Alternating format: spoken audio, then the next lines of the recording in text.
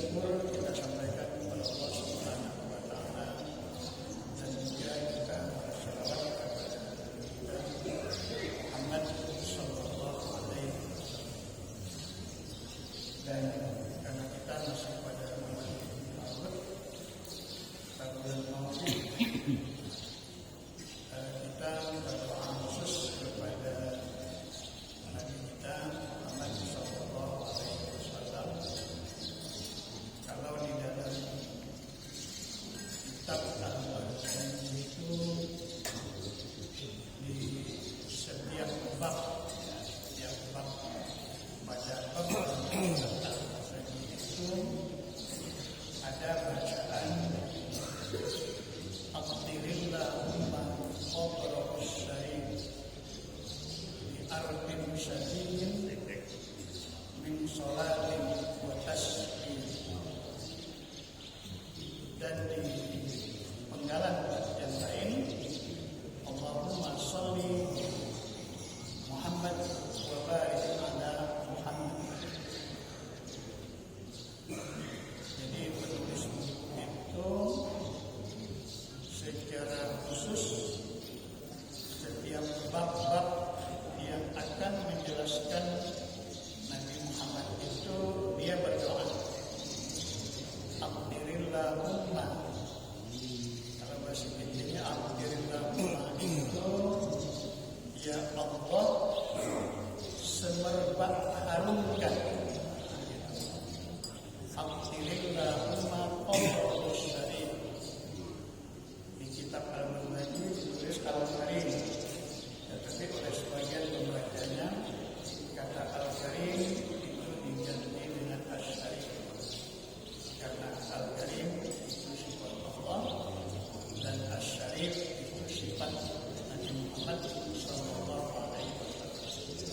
Ada sebagian di beberapa pondok pesantren atau masyarakat di beberapa daerah, Aqdirillahumma qabra'us syarif, semerbak harumkan kuburnya Nabi Muhammad sallallahu alaihi wasallam di arbin syadidin, dengan semerbak harum sholawat dan salam. Jadi ada sholawat dan ada salam. Kemarin ada yang bertanya apa bedanya antara sholawat dan salam itu. Allahumma sholli salawat, Allahumma sallim, dan ada yang menambah barik. Jadi itu, jadi kita berselawat dan salam. Nah, kemudian kita pada hari ini kita mencoba melihat tafsiran dari surah Al-Muzammil dan Al-Mudaththir. Di beberapa tempat dalam masuk bulan Maulid, dua surah ini sering dilombakan. Selain lomba Al-Muzammil, jadi kalau di tempat saya di Bangka itu kalau masih kecil-kecil dulu ada lomba Al-Muzammil, baca bertanya. Kemudian ada juga lomba dua surah ini. Al-Muzammil artinya wahai orang yang berselimut. Al-Mudaththir juga artinya orang yang berselimut. Sama-sama berselimut. Tapi apa maksud dari berselimut? Dan biasanya dirayakan dengan makanan. Kalau ikutin di panorama pagar dewa Sukarami itu biasanya nasi kuning. Besok ya, nasi kuning, nasi ayam. Kalau di daerah Betawi itu nasi jamu.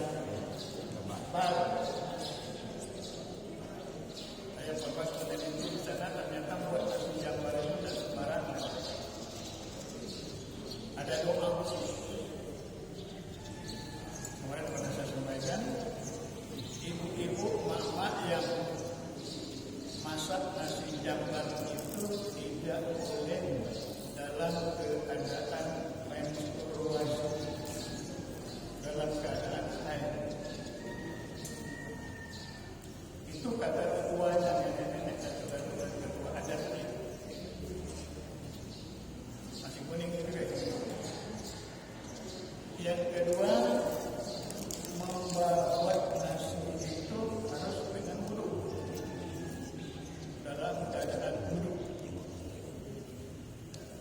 Kemudian tidak boleh banyak ngomong. Satu sampai. Karena katanya kalau masak kalau banyak ngomongnya masaknya enak. Nasi kuning juga. Kalau semua masak aja tidak suci juga kurang enak. Itu psikologi. Kalau kami di Bangka 1 minggu itu sudah disuruh ibu-ibu kita mencari pandan hutan. Pasal-pasalnya dihitung. Jadi seminggu itu kita pakai kecil itu disuruh mencari daun pandan hutan. Itu gunanya untuk mengikat lepat ketan. Jadi seminggu itu kerjanya. Yang dulu dibuang minyak, kemudian dipanaskan di atas api, kemudian dibuat gaya tali, kira-kira ukurannya 1 cm atau 2 cm. Begitu cara orang tua kita mendidik kita agar cinta Rasul, agar cinta Nabi. Dan memang disebut lusa 3 hari lagi, 4 hari lagi kita akan maulid itu. Jadi setiap rumah itu bikin tepat sama ketupat, dan sekarang sudah menjadi diambil oleh pariwisata sebagai hari. Jadi besok itu perayaan sedekah dusun. Setiap rumah itu bikin. Dan di Bengkulu juga bermacam-macam. Jadi kalau kita pergi dari arah bintang sampai ke Sukasari, itu kalau mau makan kue banyak, karena banyak sekali macam kue. Ada kue orang Bugis di sana, orang-orang Sulawesi, di Jawa juga demikian. Begitu cara mengingatkan maulid Nabi itu. Sekarang ada fenomena baru, anak-anak muda, usia SMP, SMA, mereka makan bersama nasi ruwet.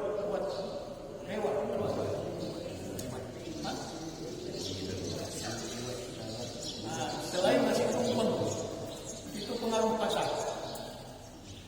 Jadi ada anak-anak sekarang ini, anak-anak SMP, dia kumpul bersama maulid Nabi, makan-makan, pesan nasi itu tadi, selain nasi tumpeng. Ada juga nasi Arabian yang di Jalan Bangka itu. Makan gratis gitu. Itu yang tidak makan. Ada juga yang panitianya yang tidak. Jadi bermacam-macam cara mengingatkan Nabi Muhammad Sallallahu Alaihi Wasallam. Mengapa 2 surah ini kita coba lihat tafsirannya? Ternyata Rasulullah Muhammad Sallallahu Alaihi Wasallam itu banyak sapaan, banyak panggilan, dan banyak macam selawat. Ada selawat tarawih. Kalau di Padang masjid yang dekat kopi masjid tarawih.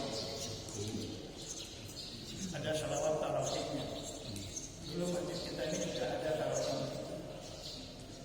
Kemudian masjid Al-Hikmah masih ada selawat tarawih. Selawat yang dibaca menjelang sholat subuh, menjelang sholat subuh itu. Dan itu makna spiritualnya luar biasa. Karena yang menulis itu, yang mengarang itu, selain dia berselawat kepada Nabi, kemudian dia juga berdoa kepada Allah Subhanahu wa Ta'ala. Bapak Ibu hadirin yang saya hormati, kita ambil surah Al-Muzammilnya. 2 surah ini turun pada periode Mekah ketika Nabi Muhammad SAW berumur 42 tahun. Jadi 2 surah ini dijadikan oleh Allah Subhanahu wa taala sebagai bekal kepada Nabi Muhammad sallallahu alaihi wasallam untuk menerima wahyu dan untuk menjalankan dakwahnya. A'udzubillahi minasyaitonir rajim. Bismillahirrahmanirrahim. Ya ayyuhal muzammil, hai orang yang berselimut. Dan panggilan Allah kepada posisi orang itu termasuk panggilan yang terhormat. Dan itu biasanya sapaan panggilan di dalam pertatah bertitik adat di Nusantara. Jadi biasanya Pak Ketua Adat itu banyak sapaan adat yang tidak menyebut nama. Tidak menyebut nama, tetapi dengan apa kondisi dia, posisi dia. Sama seperti misalnya kita menyebut pengantin itu Ratu Sehari. Ratu Sehari itu pengantin. Nah, Allah Subhanahu wa taala mendidik kita melalui panggilan kepada Muhammad itu menyebut suasana yang dialami oleh Muhammad sallallahu alaihi wasallam. Dan ini fakta kenyataan. Ya ayyuhal muzammil, wahai orang yang berselimut. Tapi dalam sejarah pakaian Nabi selimut ini bukan semua. Yang dikatakan selimut itu adalah selendang apa namanya Rasulullah, bukan kemul kita yang menutup seluruh badan. Jadi muzammil itu. Jadi tradisi orang-orang Arab itu kalau dia keluar, dia ada kain yang dia bawa untuk melindungi dirinya, kepalanya. Sama seperti pakaian ihram. Kalau kita ke kebun biasanya selain anduk itu ada basah, telesangan. Kalau Pak Tani biasanya telesangan, kalau anduk agak terlalu lama.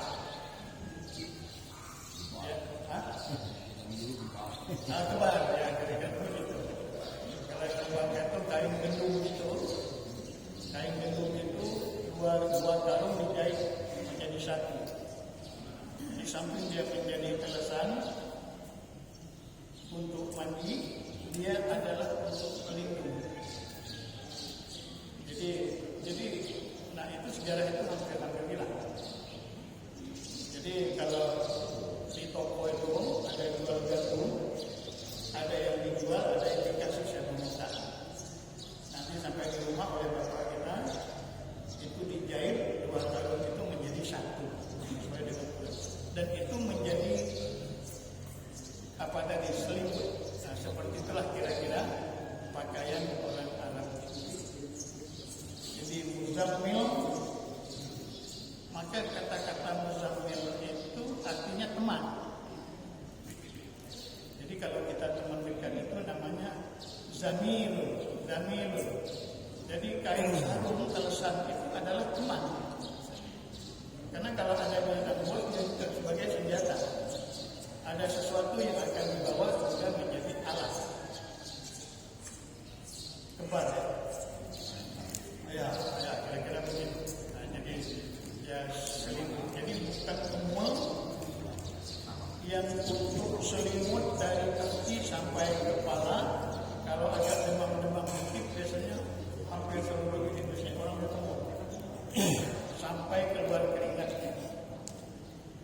Nah, itu juga yang diperintahkan oleh Allah kepada Nabi ketika dia sedang menerima wahyu. Dan menerima wahyu itu berat bagi dia, maka dia pulang ke rumah bertemu dengan Siti Khadijah istrinya dan dia minta Zammiluni, zammiluni. Maka turunlah ayat ya ayyuhal muzammil, wahai orang yang berselimut. Jadi ternyata penting kembar itu, selimut itu. Bisa saja kita menutup kita dalam keadaan cemas. Itu terjadi al-muddasir. Ya ayyuhal muddasir. Selimut juga artinya oleh orang Indonesia diterjemahkan. Tetapi al-muddasir itu bahasa kinayah, bahasa lambang. Sama seperti kalau kita agak cemas itu kita melindungi kita, atau kita berlindung di bawah tabir. Bisa saja baju, bisa saja kain. Ketika kita dalam keadaan suasana cemas, maka kata-kata dasar itu jangan-jangan dari kata ini. Karena dasar itu artinya penutup. Di Indonesia ada namanya baju dasar, baju ibu-ibu.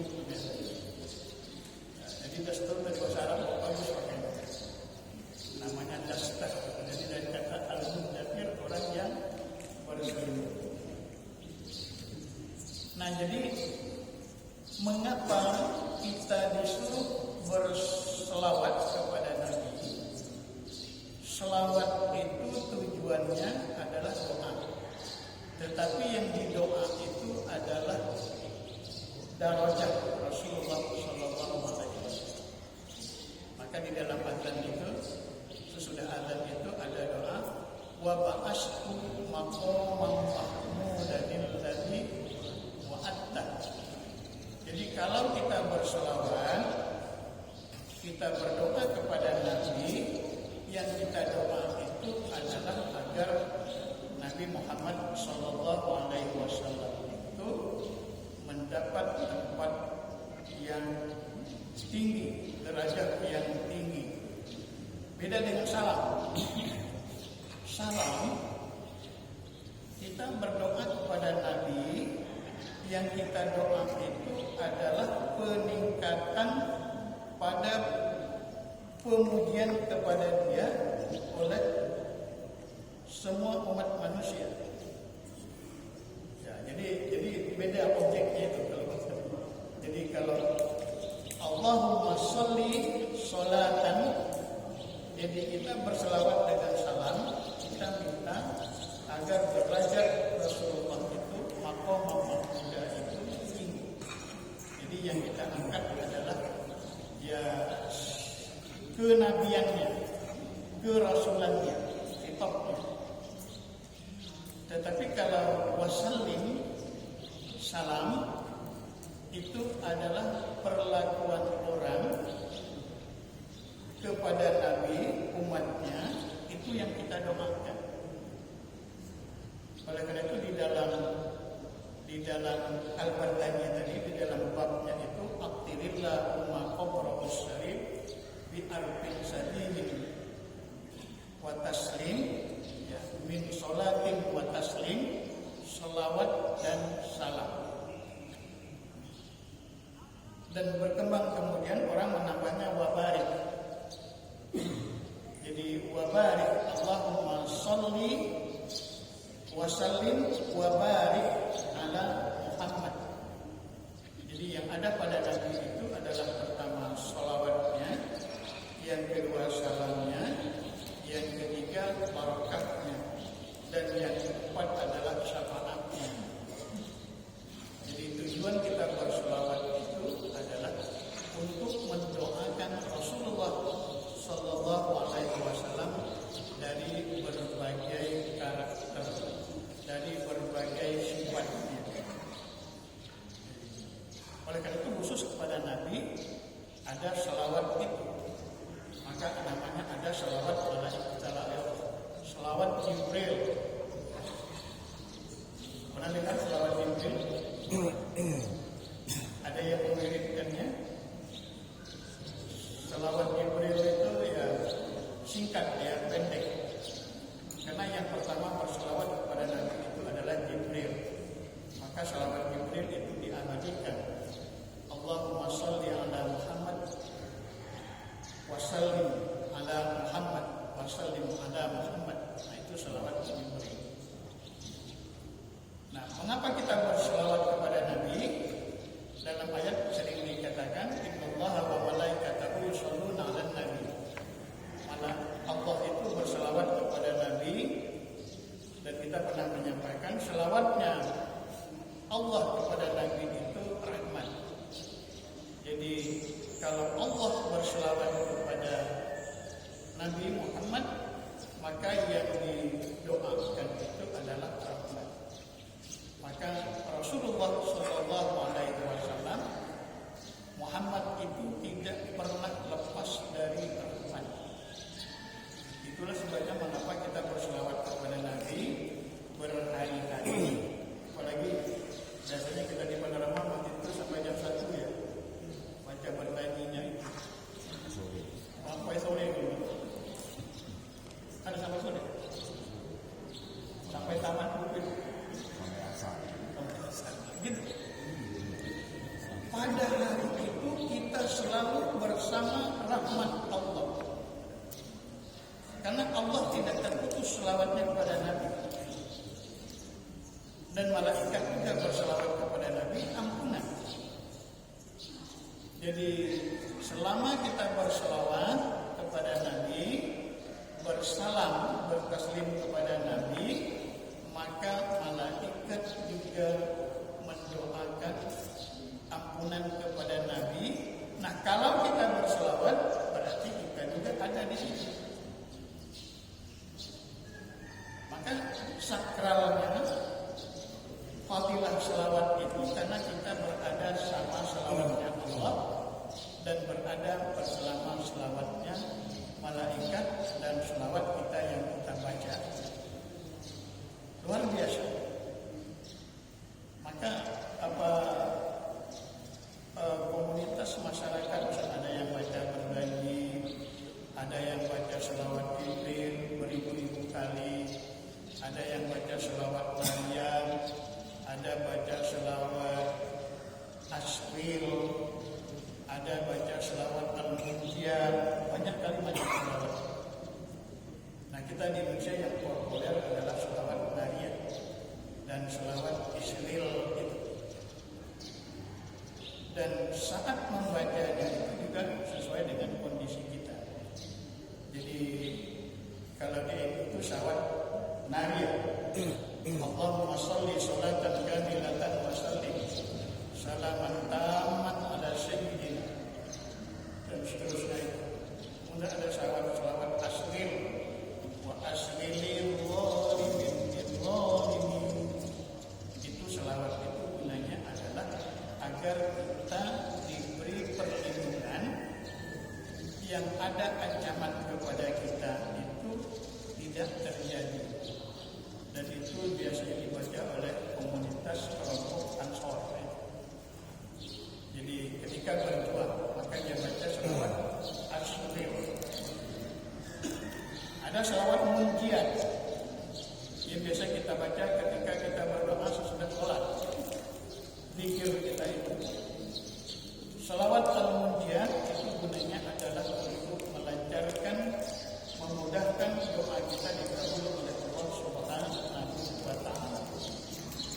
Mana selawat yang kita baca tergantung dengan kebiasaan kita.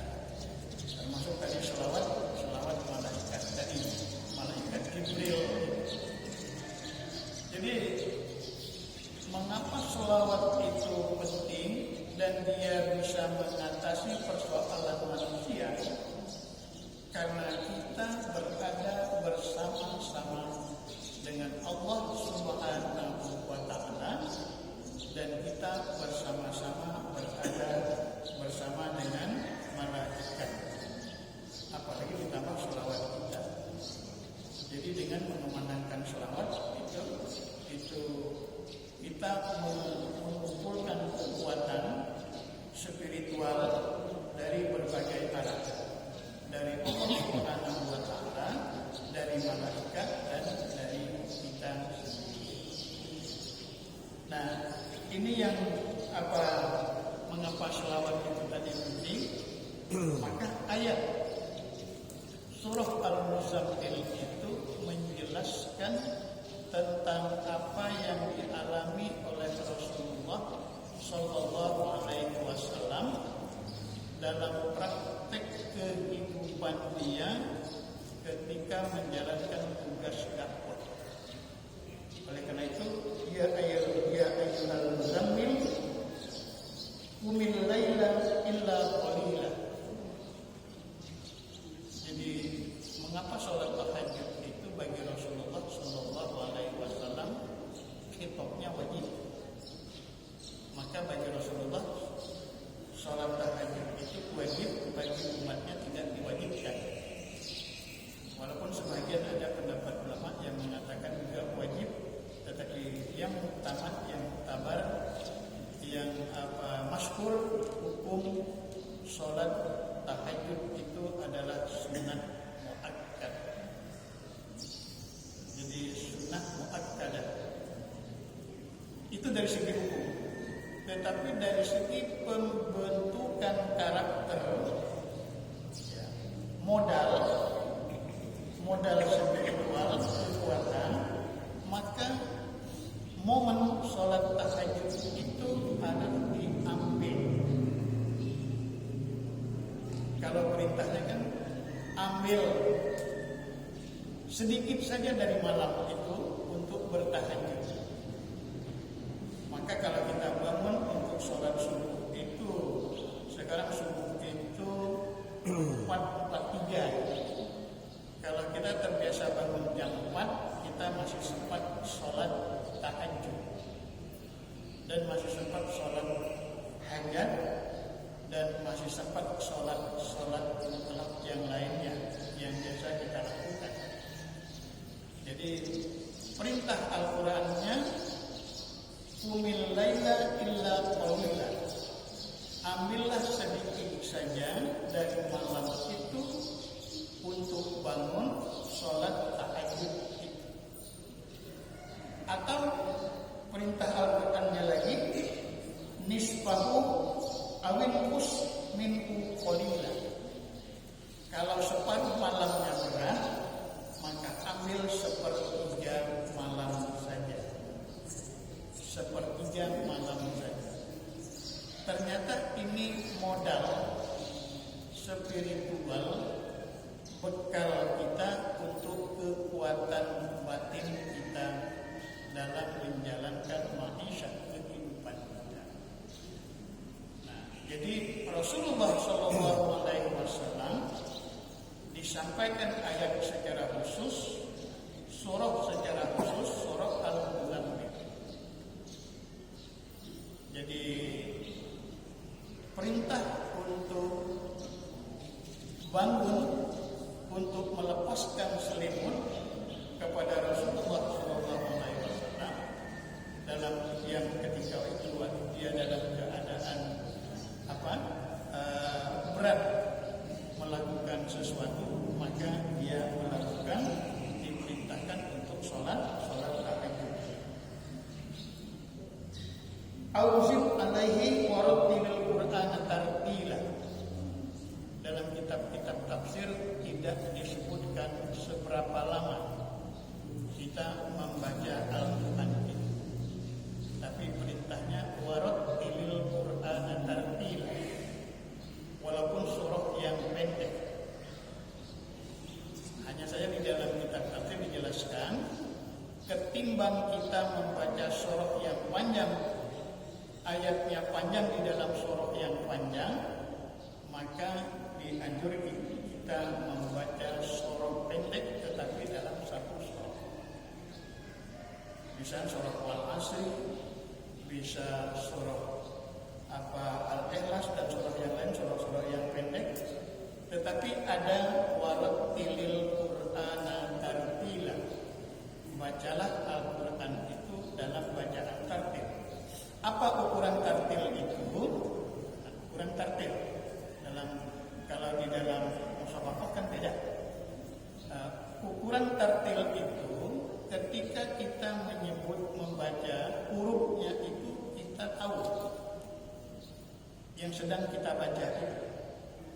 Jadi ketika kita membaca qul huwallahu ahad, maka dalam pendengaran kita ada huruf qaf, ada huruf lam.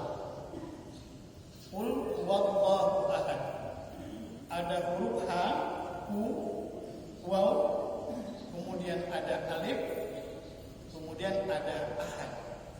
Jadi membaca tartil itu adalah membaca huruf hijaiyah pada ayat itu terdengar oleh telinga kita.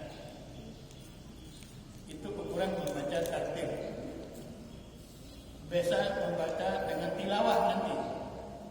Kalau tilawah itu dengan ilmu nawamnya, maka ilmu tajwidnya. Jadi warattilil Qur'ana tartila itu tidak juga kita harus membaca Al-Quran itu misalnya kalau dia mad jadi mad 2 harokat atau 4 harokat atau 6 harokat, atau kalau dia ilmu tajwidnya kalau nun ketemu dengan huruf ba apa, kemudian nun ketemu dengan huruf ta, mana idgham, mana ikhfa, mana iqlab, itu tidak dipikirkan. Tetapi baca huruf Al-Quran itu apa yang kita baca itu hurufnya itu terdengar oleh telinga kita.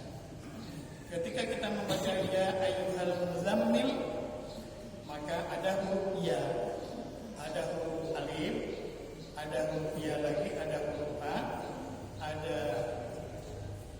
huruf alif mad tabi'i alif, al-muddathir, kemudian ada huruf mim, ada huruf dal, ada huruf sa, dan ada huruf ra.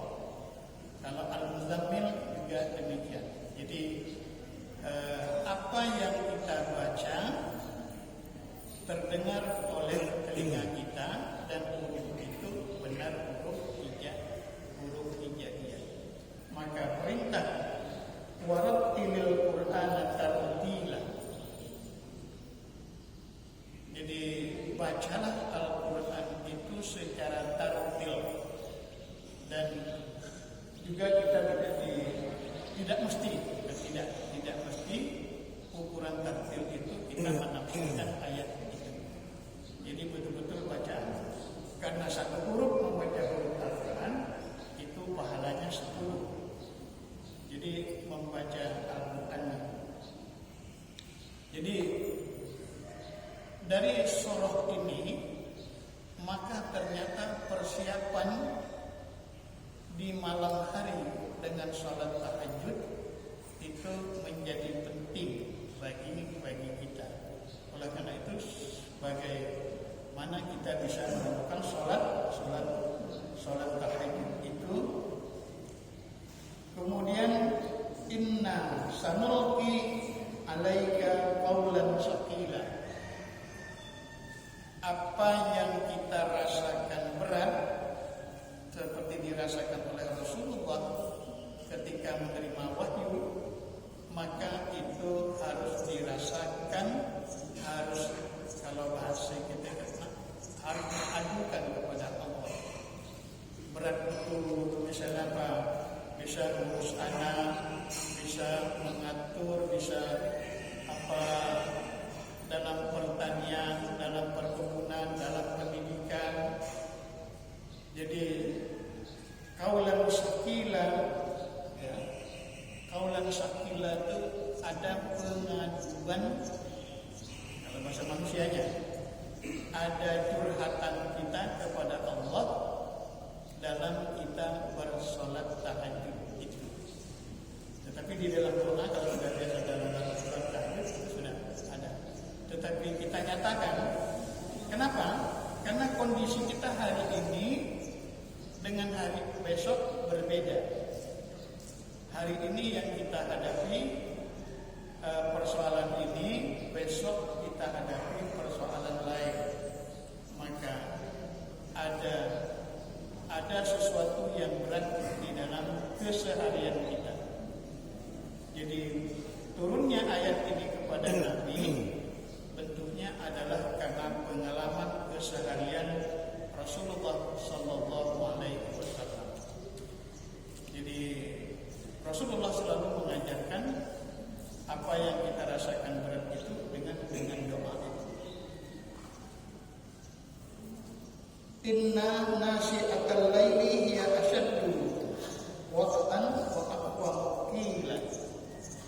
Jadi pengaduan curhatan di malam hari itu merupakan curhatan pengaduan kepada Allah, itu waktu yang tepat.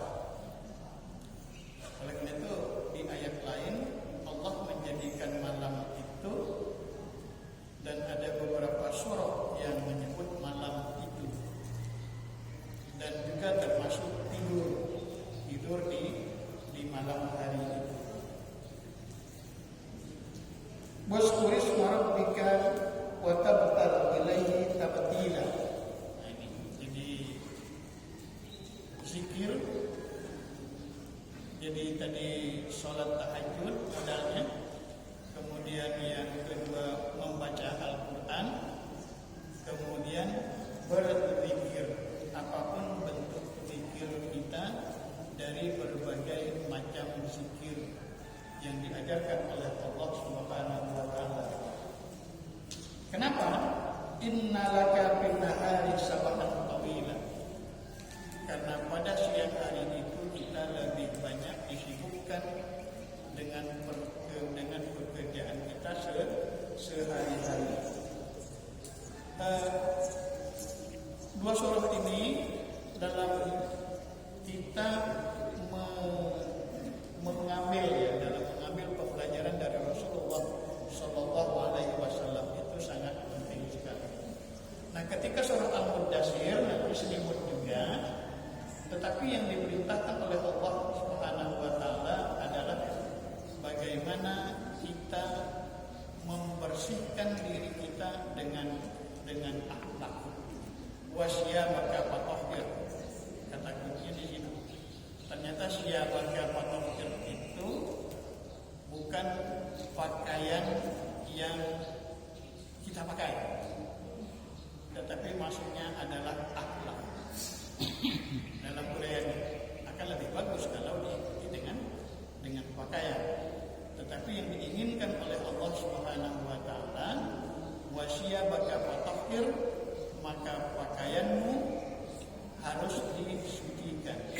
Setiap hari ada upaya untuk membersihkan akhlak itu.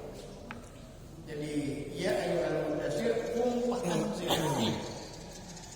Qum itu tegak, bangun. Muzammil juga dalam keadaan selimut. Tapi selimut mudaththir itu bisa terjadi pada siang hari dan bisa pada malam hari. Jadi di hari-hari kerja kita ada suasana yang kita alami, kita dalam suasana tertekan batin misalnya, atau dalam suasana membuat kita agak repot misalnya, maka kita dianjurkan untuk tetap tegak lurus dan ada upaya fa'anzir. Fa'anzir itu mulai pada diri kita sendiri dan pada orang lain, dan itu menjadi modal. Warabbaka fakabbir, bertakbir, membesarkan Allah, mengagungkan Allah. Wasyabaka fatahhir, dan akhlak pakaianmu itu disucikan. Jadi pakaian yang kita pakai itu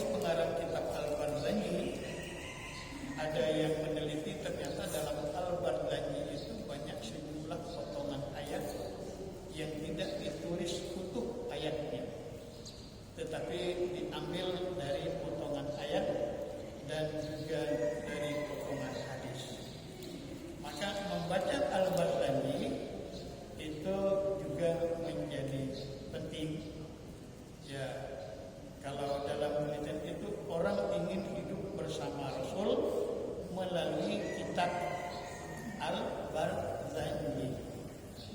Sama dengan mengapa kita membantu orang. Ada penelitian mahasiswa yang saya sebut di ada ngaji kubur. Adalah di Panorama di beberapa itu ada tradisi ngaji kubur. Orang yang tidak tahu itu biasanya mengkritik. Tetapi bagi orang yang tahu, maka itu penting. Karena itulah salah satu bentuk fardu kifayah kita dalam membantu orang yang sedang dalam kematian. Karena dalam hadis diceritakan sampai 25 hari, pertama 7 hari dalam kematian seseorang, maka dia dalam keadaan menghadapi hisabnya, amalnya kepada Allah Subhanahu wa Ta'ala. Maka di Panorama dan di Aceh ada 2 tempat yang sangat dirutinkan. Itu ada namanya ngaji kubur, benar? Namanya ngaji kubur. Dan biasa itu borongan. Borongannya bisa bertiga, bisa 4, bisa 10. Ibaratnya kadang-kadang cuma hanya makanan dari rumah kematian. Adalah dikasih rokok, itu biasa, manusiawi. Di Aceh itu di populer betul ngaji kubur itu. Jadi itu penting. Dan kita ada ngaji di rumah, ada ngaji khatam, dan ngaji khatam ini sekarang bermacam-macam bentuknya Bapak Ibu. Ada kelompok ngaji khatamnya lewat online. Habis nanti setor masih tumpeng juga. Jadi kita misalnya pengajian ibu-ibu di masjid sini 1 bulan 1 minggu ini kita khatam, berbagi surah. Si A surah itu, si B surah itu, 1 juz nanti kita nutup tanggal sekian. Giliran bagi patungan dibaca doa. Kata kuncinya adalah baca doa khatam Al-Quran. Online dulu. Jadi kalau ini tradisi online ini sekarang luar biasa. Jadi memang harus dijawab secara hukum gitu kan. Boleh apa tidak? Boleh. Iya. Saya menjawabnya boleh. Ada lagi baru-baru ini belajar kata-kata tentang Kodoj. Kemarin itu Kodoj itu one day one use. Namanya keren-keren anak-anak sekarang itu. Saya juga nggak tahu apa itu Kodoj. Ternyata one day one use. Jadi kalau kita 10 orang baca Al-Quran, apakah sedang di kafe, apakah sedang di tempat kerja, baca Quran 1 juz. Banyak lagi nama-nama yang lain. Anak-anak muda sekarang. Jadi harus kita jawab dengan apa? Ya, bagaimana persoalan online ini? Bahkan kemarin saya katakan membimbing kematian pun dengan online. Jika mudah-mudahan. Baik Bapak Ibu sekalian, jadi dalam rangka kita Maulidin Nabi, mari kita selalu berselawat kepada Nabi dan kita mengingatkan keledahan Nabi Muhammad SAW itu dengan berbagai bentuk yang sudah ada. Dan sudah ada kita jaga, tradisi yang sudah ada kita jaga, dan kebiasaan kita sudah ada. Karena itulah